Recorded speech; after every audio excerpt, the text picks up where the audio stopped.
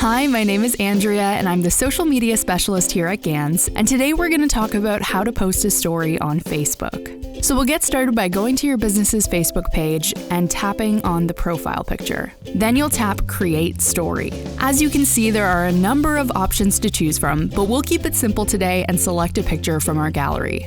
Once you select your image, you can adjust the size, zooming in or out, and when you're happy with that, we'll start adding some finishing touches. As you can see, there are a number of quick stickers you can pick from here at the bottom. I'm going to go ahead and pick the Stay Home sticker since this is an image from our studio manager who is working from home. And just like the image, you can adjust the size of this sticker and pick where you want it to go on your story. Next, we'll add a caption by tapping the text symbol at the top right-hand corner. From here, you can type in whatever text you want to add and adjust the text color, alignment, or add a background to make the text pop even more.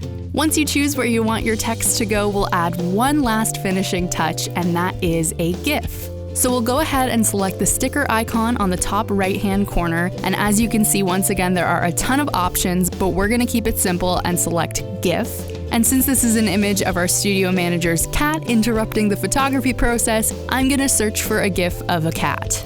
Once you select your GIF, once again, you can easily adjust the size and choose where you want the GIF to go on your story. And once you're satisfied with your story, you can go ahead and press Share Now.